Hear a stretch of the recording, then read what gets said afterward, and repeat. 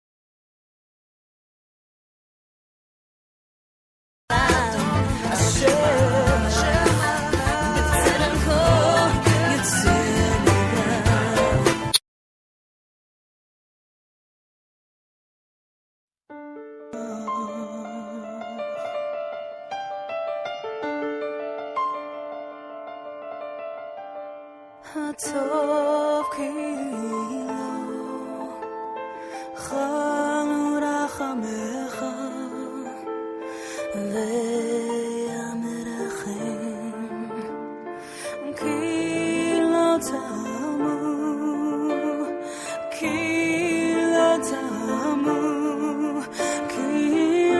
תמו חסדיך כי מעולם קיווינו לך כי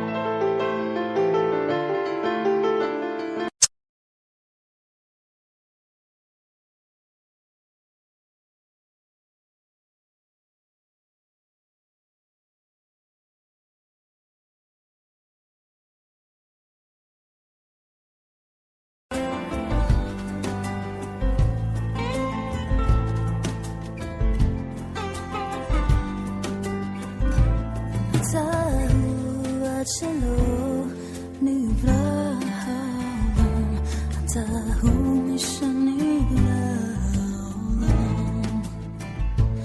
אתה הוא בעולם הזה, אתה הוא לעולם הבא. קדש את שמך בעולמך, מקדשי שמך, קדש את שמך בעולמך, עלה מקדשי שמך. אתה הוא השם אלוקים בשמיים ובארץ, אתה השם אלוקים ובשמי השמיים העליונים.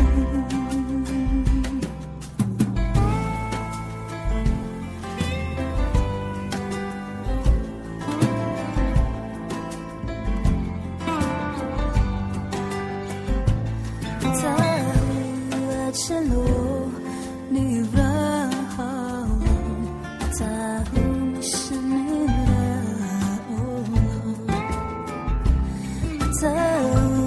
אתה הוא בעולם הזה, אתה הוא לעולם הבא.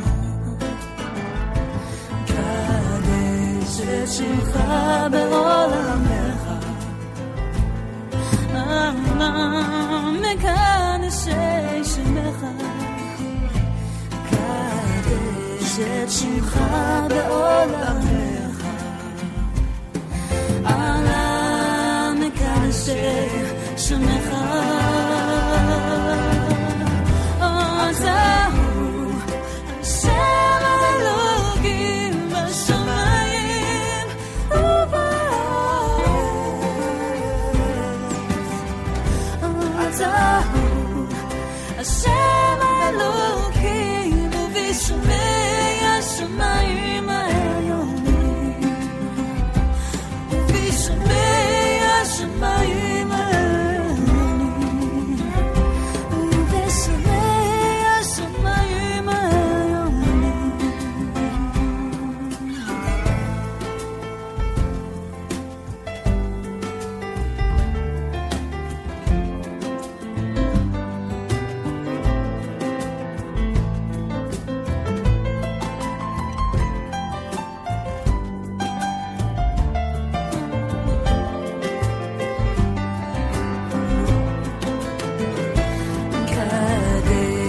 את שמך בעולמך, מקדשי שמך, קדש את שמך בעולמך, מקדשי שמך. אתה הוא השם אלוקים בשמיים ובארץ, אתה הוא השם אלוקים ובשמי השמיים העליונים, ובשמי השמיים העליונים.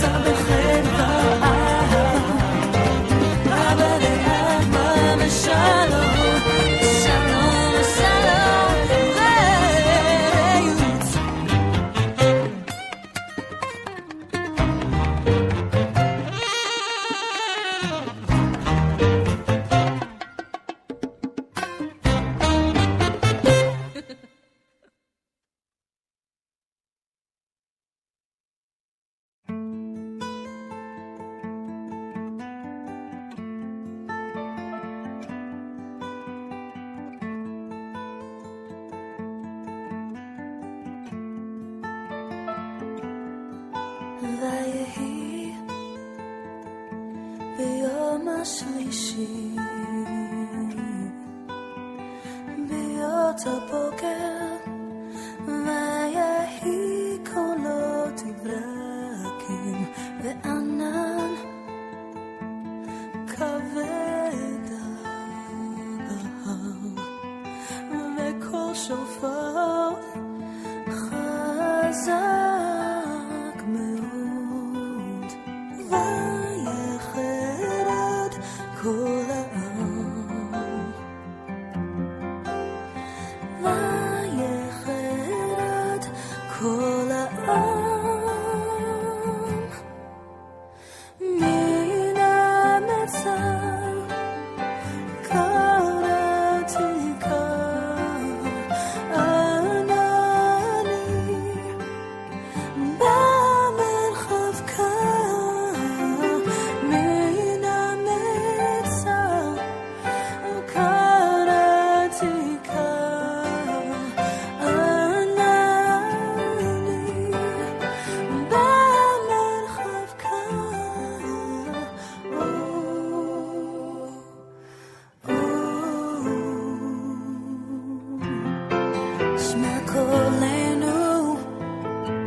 השם אלוקינו אבל רחמן רחם עלינו וקבל ברחמים וברצון לתפילתנו כי אתה שומע תפילות כל פה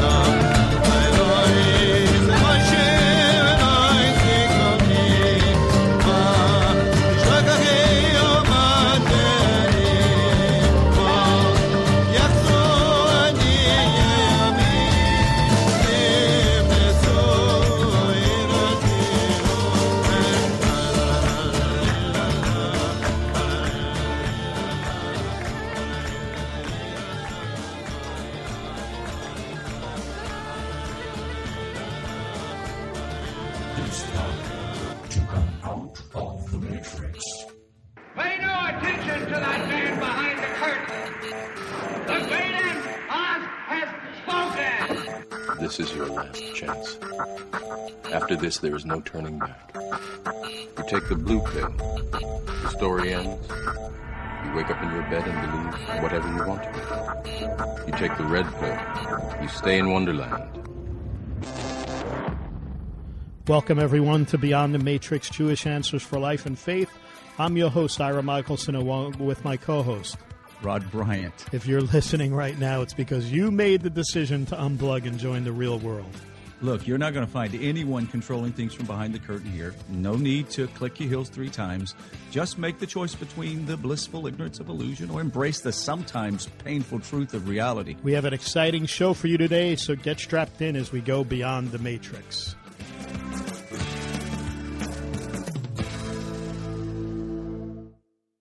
And here we are on another episode of Beyond the Matrix. I'm your host, Ira Michelson. Unfortunately, without my sidekick, Rod Bryant. As most of you know already, Rod had a death in the family. His mom passed away just after Shabbos this past week, and Rod is in Louisiana. I made an error. I said Los Angeles, but what do I know? It said L.A., so I just assume when I see L.A. that it's Los Angeles. Anyway, I ask you, our listeners, to continue to pray for Rod and his family, that they would be comfort in this time of mourning, and that you would certainly be praying for him as that he would get home safe when he has to travel back home, and that we would have him back here on the Matrix soon. Anyway, as always, we try to bring you topics that are relevant to you, and sometimes they may not be relevant to you, but okay. I think that they're relevant, so and it's my show, so I get to do these kind of things.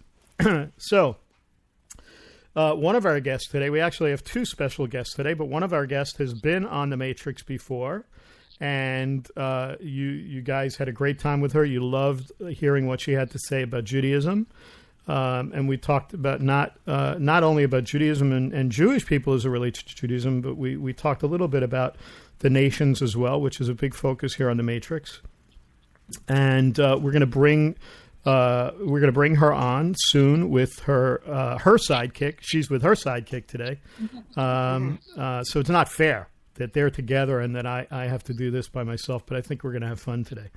So why, you don't even know what the topic is, folks, but I'm going to say, why did I come up with this? Well, it's something that's relevant in my own life because it's something that my wife chooses to do. It's something that my wife chooses to do on her own. I never, prompted her or asked her or told her. Most of you know my story, my past, and most of you know that I'm about teshuvah. Return that I grew up, Orthodox and went off the derech, went off the way, and came back to my Judaism, to Torah observant Judaism, and so this is something that became relevant for her, and so when it becomes relevant for her, it becomes relevant for me and relevant for our household. This is a more specific show because I think what's important to note is that people are going to see the title of the show and they're going to hear the show, and it might be that men are going to say to themselves, well, this is not relevant to me. And I beg to differ with you, gentlemen. I think that if you hear what's being said today, that you will have information that's presented to you as well that you'll find very interesting. So without further ado, I'm going to bring on our special guests for today, and they are, again, previous guest of ours, Rivka Malka Perlman and Andrea Grimberg. Welcome to Beyond the Matrix. Hi. Hi. How you guys doing? Hello. Yeah. So Rivka Malka, I'm going to start with you. A good many of our guests, our listeners, our listeners know, and I'm sure maybe some guests know you as well, because I always bring your name up sometimes in conversation. But our listeners certainly know you from the last time that you were on our show, and I brought you on because of a video that I saw that you did about Judaism. But maybe kind of refresh the memories of our listeners, and certainly we have some new listeners since the last time you are, a little bit about yourself and your journey. Sure. Yeah. First of all, Ira, thanks for having us on. We love your show and we love your mission, and we're really grateful to be a part of it. So, hi, listeners, and I had a great time being on the show last time. I'll catch you all up. I'll give you a little bit of my Jewish history, just like a super duper quick recap, so you know where I'm coming from. So I grew up in a Torah observant household, and it was a pretty joyful upbringing. Somehow through my education, I would say there was a lot of messages that I missed that I only got as an adult.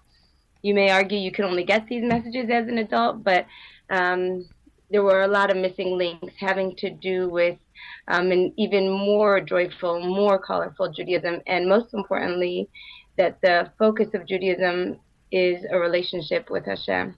So this is something that I learned later on in life. I went through a near-death experience, and as I got introduced to the teachings of the Breslov teaching, when I spoke to you, I am 37 now, and I have a bunch of kids back home, thank God. When I spoke to you last, I was the director of WOW, which is a Jewish outreach organization for young professionals, and it's still my passion, bringing Jews back home, back to where they will be the most happy and fulfilled, and giving them, what they've been looking for, or at least showing them what's possible. However, a little change, a huge giant change actually, somewhere towards in the last couple of months, I experienced, I guess you would call it, spiritual burnout. I found that directing, event planning, marketing, hosting, calling, counseling, etc., did not leave a lot of time, and most importantly, emotional space to tend to the needs of my children. So thank God, circumstances in my life allowed me to pull out of that position completely.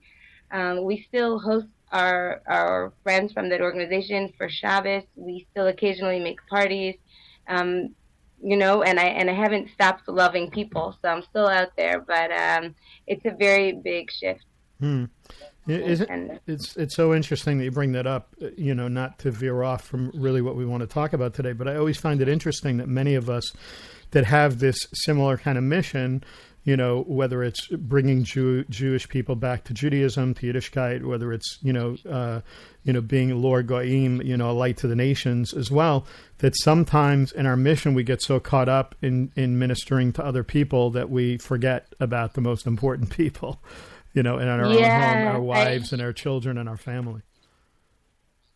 Yeah, so, I have actually, it's a huge problem, and it's why spirituality is mostly, being a really good person is mostly about balance, because I've seen this mistake, I've seen people get off course, and I really didn't want to be one of those guys, and it does pull you. It's very hard decisions every day, sometimes every hour, there's difficult decisions to make, but just to sum up, well, I guess I did get into something new that, thank God, is right in harmony with that, and in a crazy, godly, kind of providential way.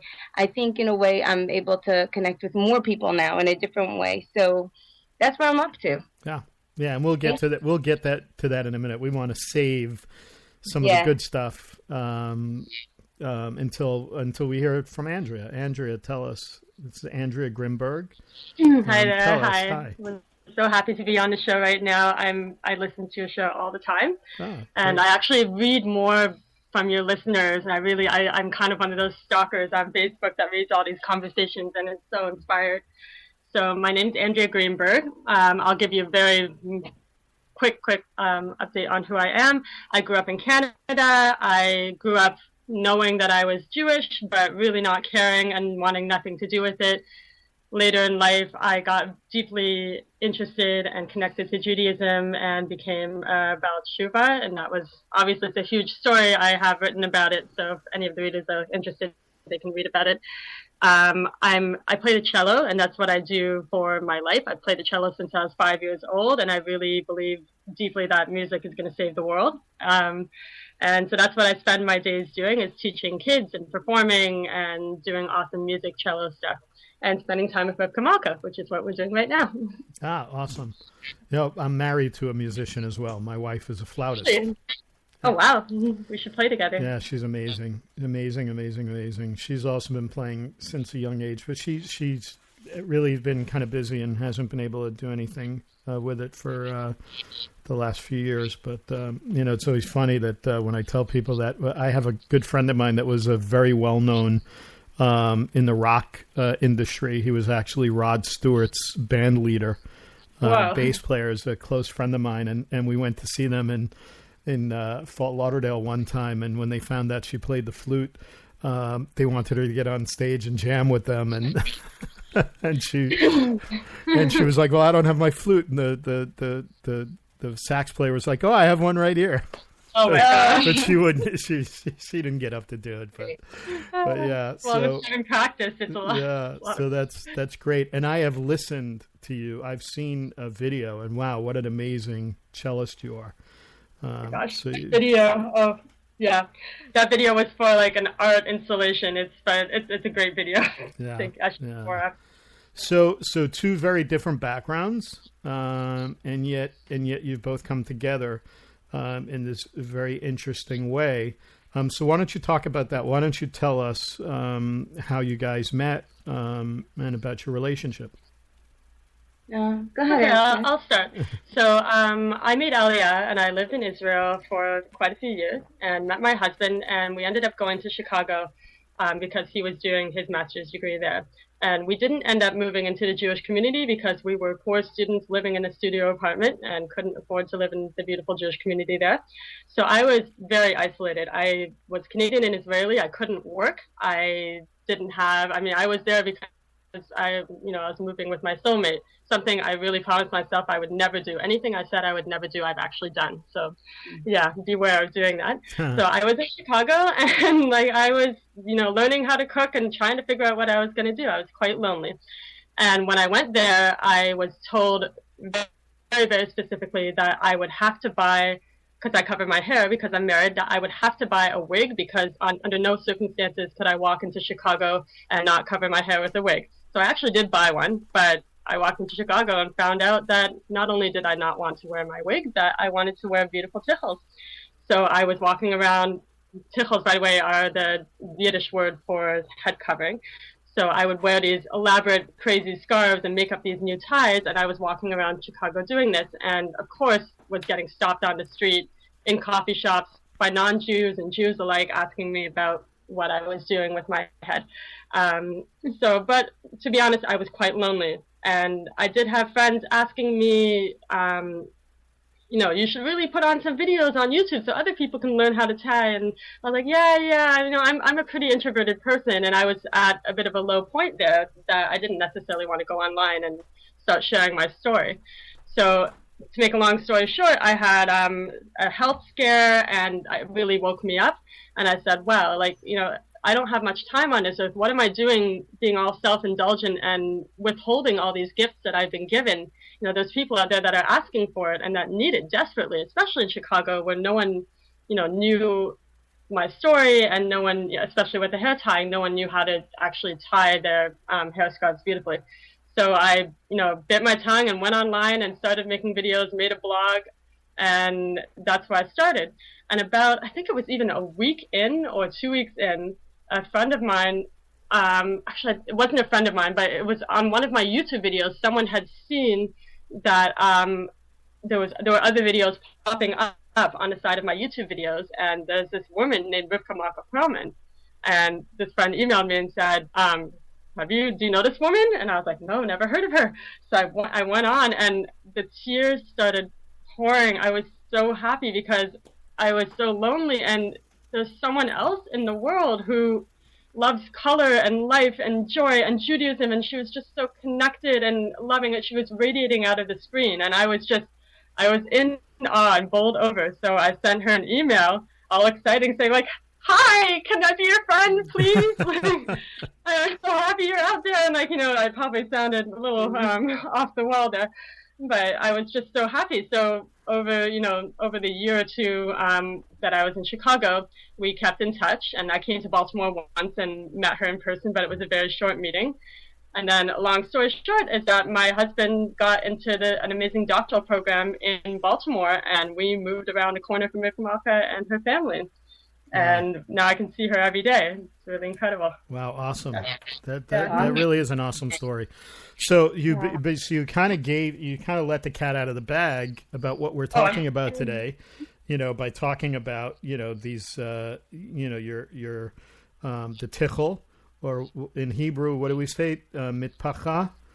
Mitpacha, and and you brought up the issue of the wig, and talking about this really colorful, the colorful ties and the videos you were doing, and it's interesting because when I was first introduced to Rivka Malka, somebody sent me a video that she did that really had nothing to do with the tichel. It had to do with Judaism, which really caught my attention, and that's why we brought her on the show. And it was only after that I started seeing these other videos that you talk about popping up, and I said to my wife, honey, you got to come and see this. This is amazing.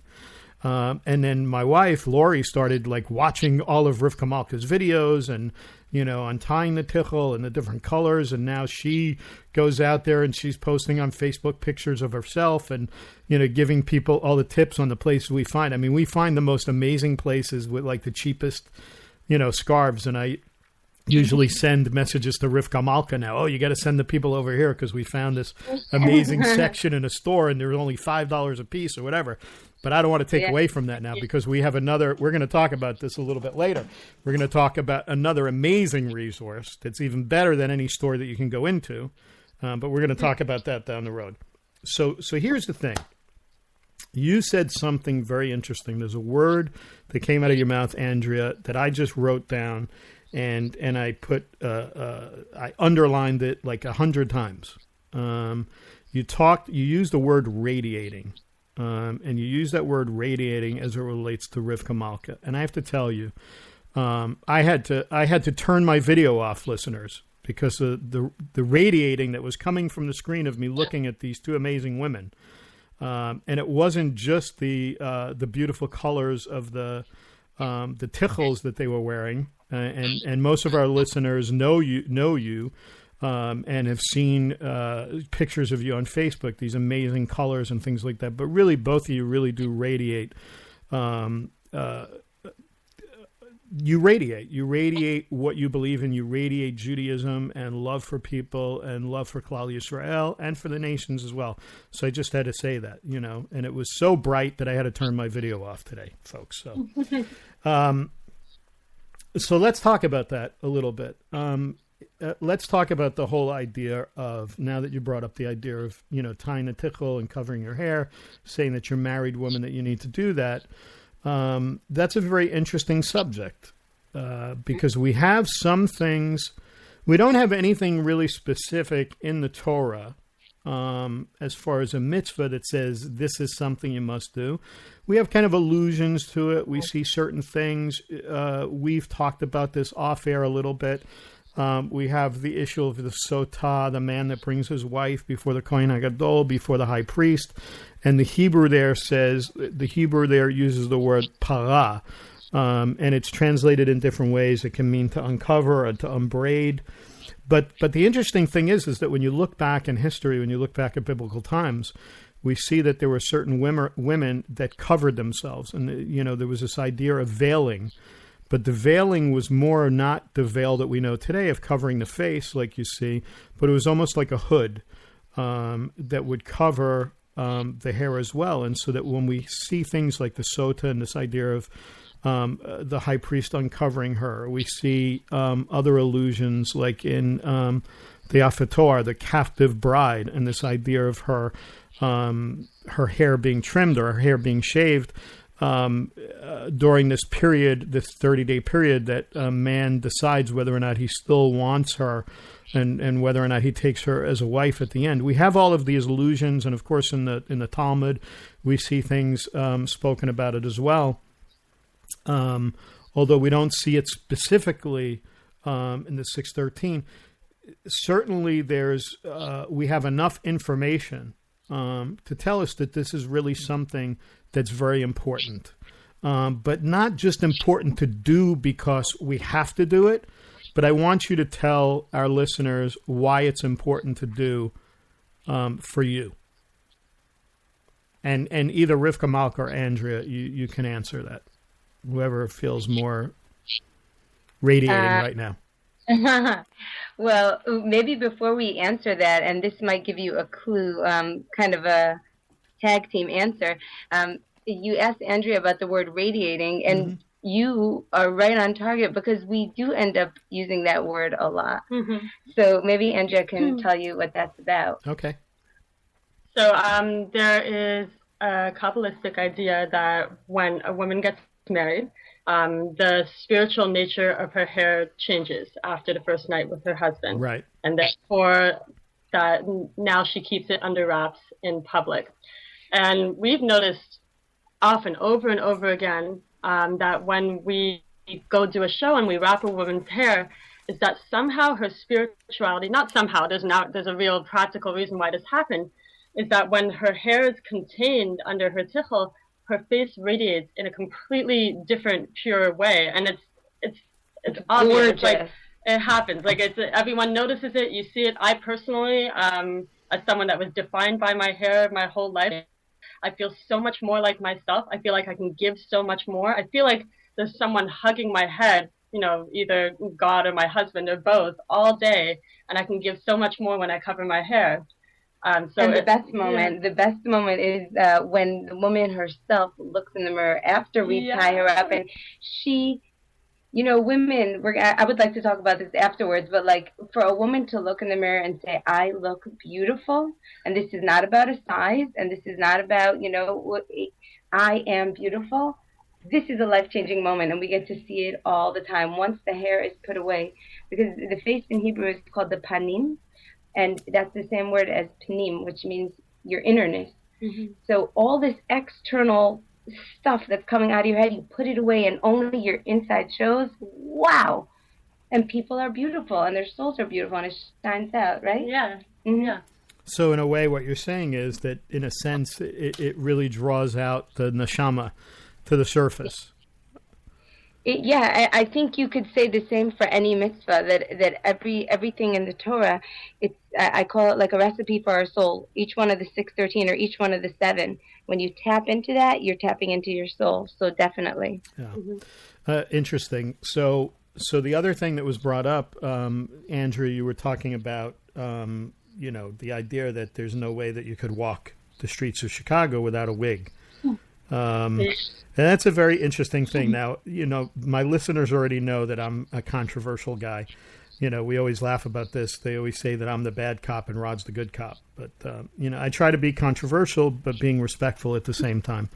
This is an interesting thing that happened. I was sharing with you guys earlier that, last night we were at an Aliyah fair. And, my wife was pointing out, we're kind of people persons or person peoples or whatever. We like to watch people. We like to see people, and I like to read people. I like to see that how people are radiating, the love of Hashem and Judaism and so forth. And it's interesting because Lori said to me, we were talking about how as Jews, maybe we have a little bit better radar about this, that we can typically see when a woman is wearing a wig and when she's not, even though the wigs are really beautiful and they look great. But it's very interesting to me that when I was really doing some research for the show, that there was such what we call a machloches, an argument in the sages talking about this, that, I actually saw some resources back in the, anywhere from the 1500s on, 1700s, where Chazal talked about the fact that a wig was really not an acceptable practice back then, and yet we've transitioned into this idea of the wig. And I thought that was very interesting because, in a way, for me, when I look at a woman that's wearing a wig, if the idea is not to make her less attractive, because you just brought it out, I absolutely agree with you. I mean, when my wife ties a tichel, it draws me to, I don't know how to describe it. There's just a spirituality about her face. I look at her face and, I only hope and pray that part of that countenance is as a result of my leading her in the proper way, in our household. But, I look at her, and so it's never meant to be less attractive. And I think that's part of the problem. I think part of the problem is that, a lot of people have this idea that, that the covering of the hair was meant to make a woman less attractive. And this is why I bring up the wig, because to me, if your argument is, and I'm not saying that's ours, and this is not the position I'm taking, but I'm saying if there was an argument that the whole point of a woman covering her hair was to make her less attractive to men, then it makes no sense to me that you would put a wig on, especially when you're paying, I don't know, I mean, those things are like really expensive now, thousands of dollars that women pay, to wear a wig that really, in essence, is making them more attractive. So to me, it doesn't make any sense. So I just thought that I would kind of throw that into the mix, because certainly I have to tell you, this is just my perspective, folks. And what do I know? I'm not the tickle expert.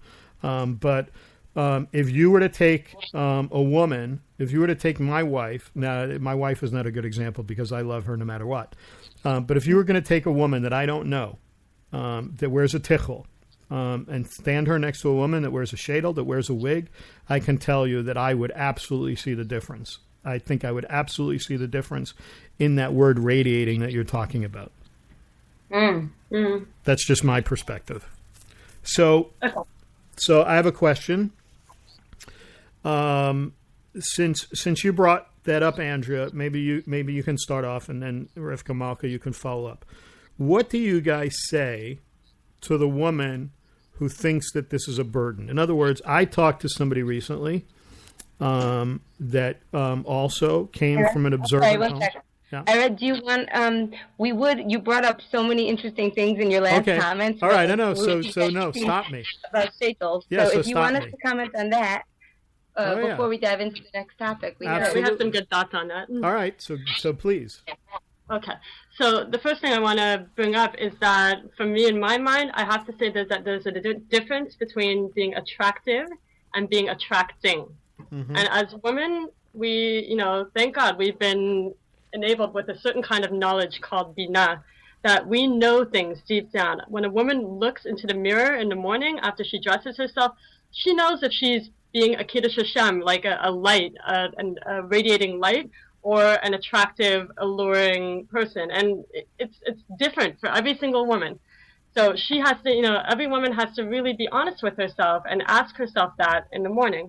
The second thing I want to say is that never is it about a piece of cloth on your head or a wig on your head. This is something that actually Rivka Malka wrote about in her blog when she talks about tichels, is, if only it was so simple as putting a scarf on someone's head.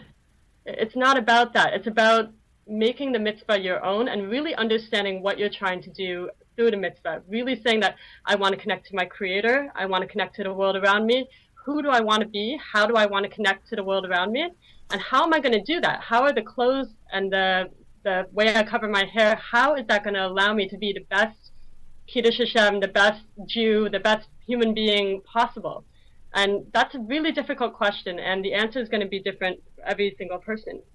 Yeah. So in terms of shaitos, we live in America. If you go to Israel, shaitos are not as common. Mm-hmm. And, a lot of Jews have to go into the workforce and feel like they want to still do the mitzvah of covering their hair, but, they don't necessarily want to draw, attention to themselves. For me, I like that attention. I like when people ask me about my tichel so I can tell them about Judaism, but not every woman wants to do that. Not every woman wants to talk about covering her hair. So, that's, in my opinion, why the wig has become so popular in America. And they do make women feel attractive, and I think that's important.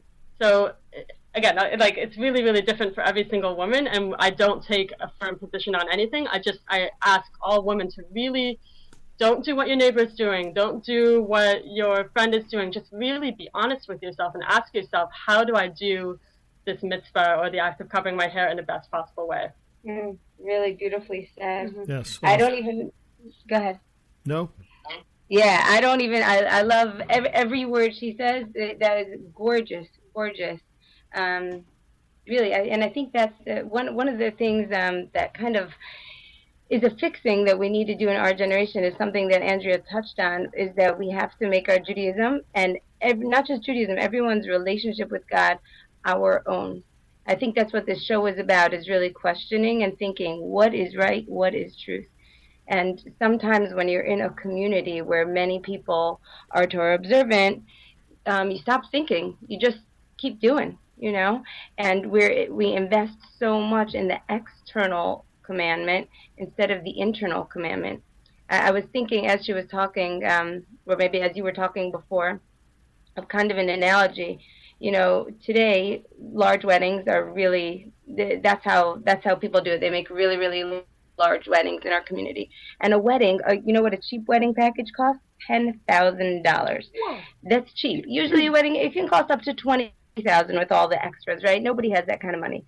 So I'm thinking, what if the couple took that $20,000 and invested it in their relationship? You can now have date night for the next 50 years. You can have, that's really important, you know? Or maybe you can have premarital counseling for half that money, or something where you're investing in the innerness of the relationship. Instead, it's the external wedding that gets all the attention, you know? So I think that when we see that people have adopted this thing of a wig, even though if you put it in technical terms, it's a very difficult thing to wrap your head around, pardon the pun, but like, you know, I have young non-religious Jews ask me all the time, like, I don't get it. You cover your hair, but then you're wearing hair. Like, what's the point? This is not, it's not rocket science. It's actually confusing. You have to, it takes some explanation, you know? Right. So my perspective on it actually is very, very similar to Andrea's in that you can make a Kiddush Hashem wherever you go. But I do think that its popularity is a product of our exile, of our state of brokenness. If we were in a state of wholeness, we would enjoy having a uniform of sorts, a statement of sorts that says, I am here to serve the world. You see me? I cover in this way. Like, now you know who I am. I'm a Jew, or I'm a Noahide, or I'm someone who cares to serve the world in a godly way. And it would be an exciting and wonderful thing instead of something to hide. Amazing. So now it, you know, I was like wondering what if we're going to have enough to talk about today. And it's just, every time we speak, we come up with these new things to talk about. So I'm just very excited about this. So I just thought of something as you were both speaking about this. And, you know, on the same subject, I just had this thought to myself. Typically what ends up happening is that when you see a woman wearing a wig today, and this is just my perspective, listeners, so don't, thank God you can't throw tomatoes at me. But the wig to me presents a woman as more standoffish. There's at least what I can see, because I just assume that person has chosen to be much more observant. You know, it's like you're firmer than thou kind of thing. I'm just being funny at this point. But my point that I'm trying to make is that when you wear the tichel, and certainly wear the tichel the way you guys do, and the way my wife does, and the way so many listeners do that follow you guys, is that it does make you more available to people. You find that people are more willing to come to you and say, oh, that's very interesting. Why do you do that? And it does give you the ability to speak about Judaism, to speak about why you do what you do, rather than somebody looking at, oh, that person is unapproachable. And I think that that's an amazing thing. It's funny at my shul, you know, when Lori comes on Shabbos, that there's always somebody that comes up to her and says, oh, that's such a nice hat. Or that's such a nice turban. And so the point is, we shouldn't assume that even Jewish women so much know about this, because you can go to a shul, and even though for instance, we go to a modern Orthodox shul, that we can't assume that everybody knows, because people come from different backgrounds, like the three of us.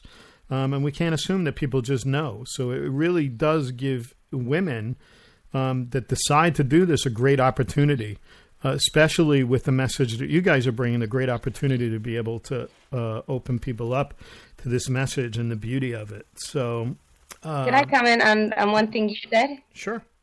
Yeah.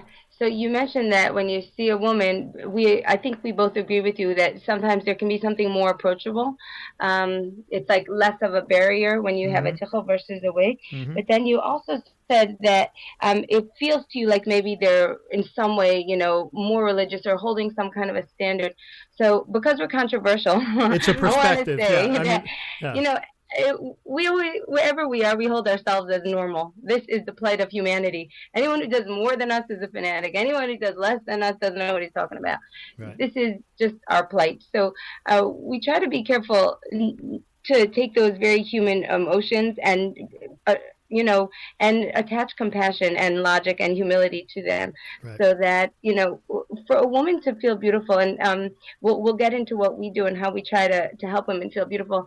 Its importance to her entire psyche, to her family, to her marriage cannot be understated. And women want to feel beautiful. Most women haven't been given an option besides for the wig. All they know about is a beret or a cap or a hat, or they probably really love everything that you stand for, but they just haven't been given an option. Right. So when I see a woman in a wig, I know that, either she might think I'm nuts and is maybe more religious and think I'm, on the fringe, or she might just be a nice lady who got dressed that morning and tried to feel good. Right. So now most of the people already know that I'm the perspective guy. So what I'm saying is this can often be people's perspective or presupposition about a person. I'm certainly not putting it out there that person is more religious or less religious, whether they wear a tichel or a wig. I'm just saying what most people's perceptions are is that that person would be viewed as less approachable, perhaps, than the person that's tying the scarf, especially one that's. Especially the ones that are so beautiful and so colorful, that really even women of the nations are drawn to this. And maybe you might want to touch on that a little bit about how many women are approaching you that are not Jewish. We love them. We're so inspired by Hashem's world at this point. I mean, oh my gosh. It's amazing. I mean, even though this is a Jewish, we say the word Judaism a lot, there's something we really haven't said, and that is just connecting with humanity. And the beautiful souls that are out there, and the modesty that they're striving for, and I mean, they're I believe that the more that we connect, and right now it's on the internet, and one day we'll all be standing in a big circle in Jerusalem, the more that we connect with each other, the whole world, not just the Jewish people, the Jewish people, all the nations of the world, the more we get to know each other, the more we will see the beauty that is inherent in everyone. And our minds are mind-boggled. What am I saying? If you would read the emails that we get, you would be crying like we do. We literally cry tears of inspiration at these women. Like these, you said that every single object, never mind human being, has an infinite spark within it. And it's just like, with what we're doing, it's like boom, boom, boom, like, oh my gosh, all these sparks are getting brought into this world. And we're so lucky to get to see these sparks coming into the amazing. And many women are sacrificing a lot. I mean, here we have this Jewish show, this Jewish community. These women are in Alaska, Navy bases, Spain, the Netherlands. They're the only one in their whole community doing, looking into truth and connection. And yes, hair covering is part of that. So they look different, and they have so much bravery and courage and light. It's amazing. It's really true. And I don't think sometimes we recognize that and give credit for that. It's interesting because sometimes what'll happen is, I have a close friend of mine that's a rabbi that says to me he envies me. And I said, why do you envy me, Rabbi? And he says, I envy you because you've been tested in a way that I've never been tested. He said, I grew up in an observant home and I've never been tested this way. And it really changed my perspective on how I look at myself and how I see myself as a Jew and how I interact with other people. So what you're saying really resonates with me because, when you're in a Jewish community, when you're kind of, in that bubble and insulated, it's great. People don't look at you in a strange kind of way. But when you're taken out of your comfort zone, and so many of these people they live outside of a comfort zone, especially a woman who chooses to wrap her head, that's in a place like you're talking about, like Alaska or someplace out there where there are not Jewish people. And maybe where that community even knows, well, they're not Jewish. Why are they doing this? Mm-hmm. So I think that's amazing. And I think that this is one of those things to me that's really special because I don't see any way that we can say to somebody, especially when this encompasses the idea of being a light to the nations, that there's any way that we could say to a woman who's not Jewish, you shouldn't do that. Oh, God forbid. Yeah. Why would anyone say that? No. I'm just saying there are so many things out there. There are so many people out there today that I deal with, that are coming in from the nations, that are leaving their past lives and are coming in and embracing, wanting to embrace Torah, wanting to attach themselves to Hashem, wanting to attach themselves to the Jewish people. And in some ways they're being turned off by segments of the Jewish community to saying, oh, that's not for you. And what I'm saying is I see this as something that goes over and above, like it breaks the boundaries of where we might say, oh, that's really not for you, or this is not for you, this is for the Jewish people. To me, this is an amazing mitzvah. And that's why I always tell women that you need to see yourselves in a way, the way Hashem sees you and not the way things are in the world. I always think, I'm not envious, but you guys are so elevated as women. There's such a holiness to being a woman that we don't have as men.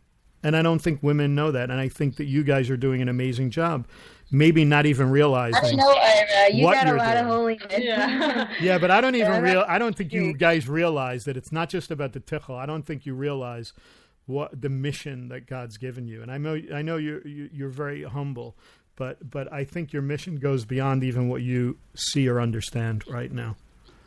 In elevating women. So I have a question I started to get to, but we get so excited when we get into these discussions. I love you guys because you're like me. You want to go, forget that. Let's go over here. You said something. Yeah. So I was talking to somebody recently. We talk about the person that's like, we use terms, and sometimes not everybody understands what we're talking about. So, we'll use terms like from birth. We're talking about that person that grew up in an observant home, from birth, as opposed to the Baal Teshuva like myself and Andrea. But I was talking to somebody recently who grew up in an observant home and covers their hair. But she said to me, you know what, I don't like doing it. So I want you to address that. That's really, for me, I know we spent a lot of time, and we did touch on this and all the things that we talked about, but kind of let's really get to the, to the real point of this. What do you guys say to that woman, whether she's that observant woman, or maybe she's not, whatever level of observance, that somehow thinks that this is a burden? What do you say to her? Mm-hmm. I mean, so first, we would have to talk to her about why she finds it a burden, because many women, they might feel defined by their hair, and therefore when they cover their hair, they've lost their identity. Or they might feel unloved in their marriage. They might feel self-conscious of being Jewish. There's many, many reasons. So you would have to figure out why that is. And mostly for a woman that's not feeling beautiful and not loving to do the mitzvah, like, I don't love davening every day. There are times, where you have to do something and you're not going to love it. But I think we have to understand that our Creator, the biggest mitzvah is for us to be happy. Our Creator wants us to be happy. He wants to give us everything in the world, and He loves us. He loves us so much And we all have to understand that. So if something is making us unhappy, we should really, really strive to try to make it a happy experience. You know, God does not want us to be miserable. So that's really what you have to tell a woman. And then she has to, you know, perhaps, you know, there might be a very technical reason why she doesn't enjoy it. And then, you know, that might be easy to fix. But a deep understanding in terms of self-worth and self-esteem is that not only are you loved, you are infinitely loved, and you have this beautiful potential and connection within you, and you can bring that into the world, and we're all so lucky to be alive. That understanding, I mean, then covering your hair is just a small detail of that. You know, this will affect how you do dishes and how you talk to your children and everything that you do in life. Yeah, beautiful. Yeah, I once had a girl tell me, you know, I'm getting married, I don't want to cover my hair. Like, how do you do it? It's so hard. And I said, well, it's my crown.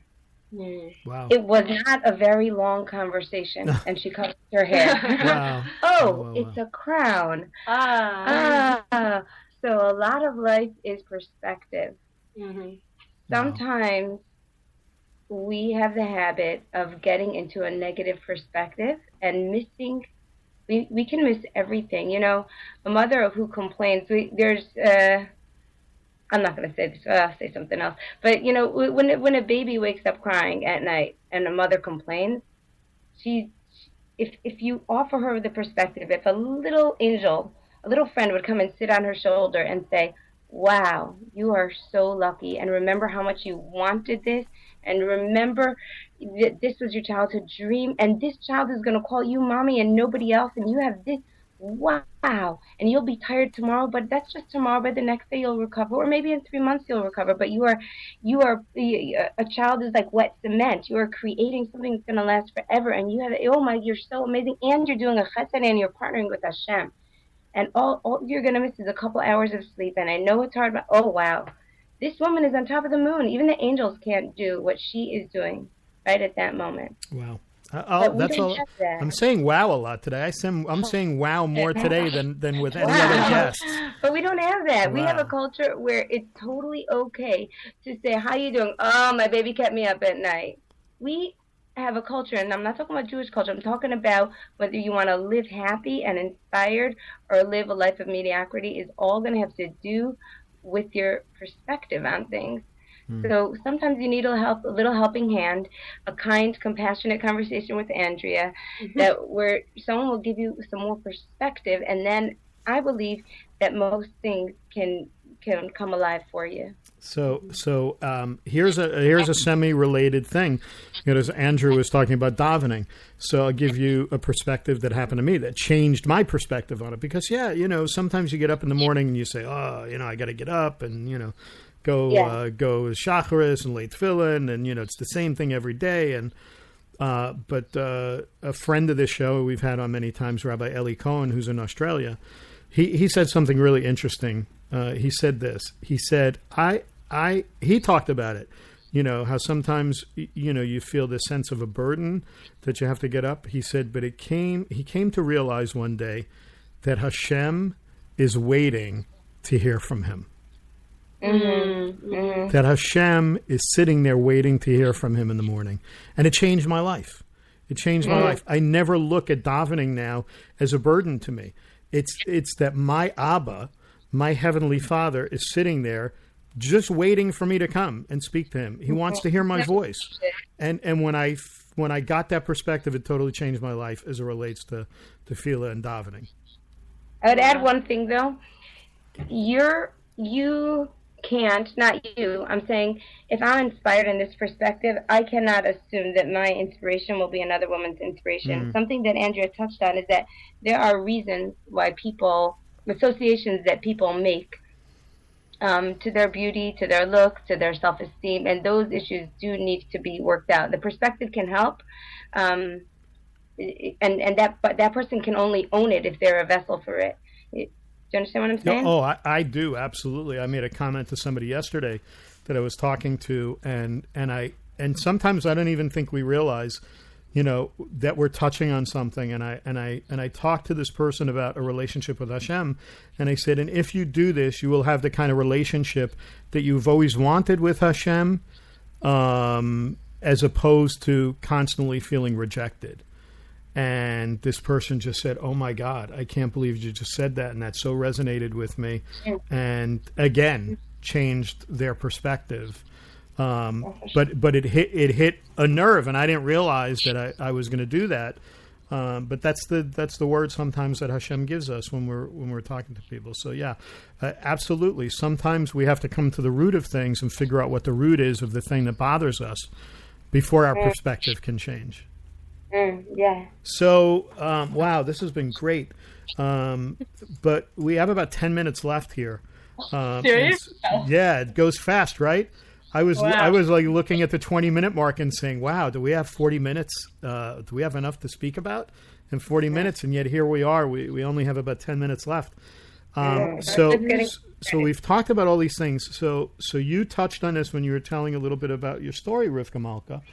And you said that you left your position with WOW, really spending a lot more time with your family and spending time with your kids and so forth. But you said there's a new venture that you're involved in. So why don't you tell us about that? Okay, so I'm gonna start with where Andrea left off, which is when she moved to Baltimore. Mm-hmm. So my husband said to me, "We've got to sit down with Andrea and Yonatan and talk about tichels. We've got to do this." So we sat down, and I'm like, "Honey, I work for WOW. I'm totally busy. Do I even want to be at this meeting? Maybe you'll talk to them. It's business, whatever." I sit at this meeting, and all of a sudden, it's like a mini Beis HaMikdash. All of a sudden, there's just like sparks. We want to do this, but we don't want to sell anything. We want to provide. So what ended up coming out of that conversation was a deep desire to create a place where women can access tichol, have community, where we can give women the looks, the know-how, and the products that they need to enjoy what we ourselves are enjoying and getting commented on all the time. Mm-hmm. And we had a fantastic name. The name is Rapunzel, because when Andrea first, with a W, like you're wrapping your head, mm-hmm. When Andrea first started her personal blog, AndreaGrimberg.com, people enjoyed her videos so much that she ended up making a blog just dedicated to hair wrapping called Rapunzel. So Rapunzel.wordpress.com, and that's all tutorials. But people would always ask her, "Andrea, where do I get that? Where do I get that?" Or I bought a scarf, but it's too slippery, so I can't do that. So I was almost doing people a disservice by showing them how to wrap these scarves, but they didn't have the scarf to wrap it with. Right. Yeah. And they were so frustrated. So they kept saying, like, "You have to sell them." And I was like, I'm a musician. Like, what? Yeah, there's not a whole lot of businessmen between the two of us. Not at all. No, but we've gotten a lot of love. Yeah, and we've gotten some good guidance. And so basically, we opened up a online store called Rapunzel, where we provide tichel and something really special, tichel kits. So you know this from your wife Lori, right? Mm-hmm. She doesn't just wear one tichel. I'm sure she wears one, and then sometimes two, and then sometimes a pin. Does she do that? Yes, absolutely. Yeah. So women, once you get the hang of it, you start putting your thing. You start putting it all together yourself. But especially at the beginning, and even further on, it is so nice when someone says, "Here's a kit. Here's 2 scarves and a beautiful accessory that look great together. And if you want, a pair of earrings." So we do that. We sell tichels, we sell tichel kits, and here is another important part of our mission. And then I'll let Andrea tag in whatever she wants to add. But two things. Most important to us is that we only sell what we ourselves would wear. Right. Like I said, there's not a whole lot of businessmen between the two of us. We go into stores and boutiques and try things on, and mm-hmm. And really make sure that this is something that's going to look great and feel great for a woman. And also, we want to be affordable. Both of us are not fancy shoppers. Where do you? I shop at Goodwill. I shop at Goodwill. Only on a half-off day. If it's like a really special day, we'll go to like Marshall's, Burlington. Special. But I shop at Goodwill, and I love it because it's not about a label. It's colors, it's fun, it's style. You put it all together. So our scarves. You were mentioning a $5 scarf. Yes, we have $5 scarves. Yeah. Go ahead and enjoy. Yeah. We also have $10 scarves. We have a few specialty items, but I said, I will only open a store if I myself would shop there. And that's a very high bar to set because I was buying $5, $4 scarves for the rest of my life. So, we had to really, really do a lot of research, but we've done it. Yeah, not that I don't want to be misleading. Our scarves are not mostly $5. Okay, right. They are $10, but they're brand new. I was buying $5 scarves from Cisco. Right, exactly. And they're perfect. They're like the perfect Tehol tying scarves. I know. Well, not only that, but I mean, certainly if anybody's ever seen pictures of Rivka Malka or Andrea or watched their videos and seen the beautiful creations that they come up with, you can certainly understand that these are high quality, very beautiful scarves. These are not, your you might like to go out and treasure hunt and find that place where you get something really cheap or a Goodwill or whatever. But, this is such an amazing product that you're offering, and it's a spiritual product. It's not I know the two of you are not doing this, to retire in some big house somewhere. I know that there's because you're not going to, by the way, just so you know that. But I know what your heart and your desire is. So why don't you tell a little bit about how people can contact? Let us know. It's Rapunzel. It's WRAPUNZEL, correct? Yeah. I feel like adding one more sentence. It's not completely relevant. Okay. But it might be fun for your listeners to know. Okay. As we post pictures of ourselves in our tichel, which, by the way, I hope people visit the site because we also have a place where women from all around the world post pictures of themselves and their tichels, because it's not just about us. Right. We get asked a lot about our modest clothing, and that is a dream. It's not in the works. It's not. There's nothing, but just a dream I want to put out there to the great big world that one day we can provide. I'm really scared to commit, but just some type of modest wear for women, Awesome. Things that will make it easier for them to get that whole, not just the hair, but really feel great everywhere. We want to start a revolution. Really. Yeah, that's the truth. Where buying clothing is a liberating experience, like instead of going and trying to squeeze yourself into whatever thing is trendy because the media is trying to make you feel bad about yourself, so you'll buy more stuff. We want to do exactly the opposite. We want women to feel great and beautiful and modest and colorful, or whatever they want to feel, whatever they want to bring to the world. Be fun again. Yeah. Right. So how do they start with the tichel? So it's let me try again. It's WRAPUNZEL, right? That's the way it's spelled, Rapunzel. Yeah. Is it .com? Yeah. Is .com. It .com. So that's where the store is. But it's more than just the tichel store. I mean, you have other information. You have the pictures and so forth and so on. That's the store they can go on. What about are the blogs on that site as well, or are you doing separate blogs apart from that? They're there. You'll see in the About Us page, there's links to both our blogs. Okay. And our Facebook page is a huge community. You gotta go to the Facebook page. Talk about the Facebook on there page. Are amazing. They're just, even if we are not at the computer, like someone posts a question within 5 minutes, another lady's answered it for her. Like, these women are incredible. Tell them what happened. Ira, I'm looking at the clock too. We have 3 minutes, but we need to tell you a story that will take a half a minute. Really. Okay. Okay. Yesterday, we launched our new spring line. Our site's been down for 2 weeks. Women came on the site, and we had this amazing scarf that we only had 5 of. And one woman was having real trouble at the checkout. She couldn't log out because we were having technical difficulties. Totally our fault. But she couldn't get this one scarf that she wanted, and she lost it. Another woman got it. So she posted on this Facebook group that she had lost it, and she was sad. But she's like, "Oh well, I guess another woman will get it and enjoy it, and I'm happy that another woman will get it and enjoy it." So the next morning, I receive an email from a woman, and she says, that woman that wanted that last scarf, she's like, "I'm the woman that got it. Please tell her that, please put that scarf in her order. Don't tell her it's from me. Just write a note on it saying that someone saw your post and wanted to give you this scarf to enjoy." Wow. How amazing is that? It's not about getting. It's not, these women are not about I want this scarf, and this guy's like, I want to give. And they're giving. They're just because it's a spiritual thing. It's a spiritual revolution that you're launching, more so than just a business. Mm-hmm.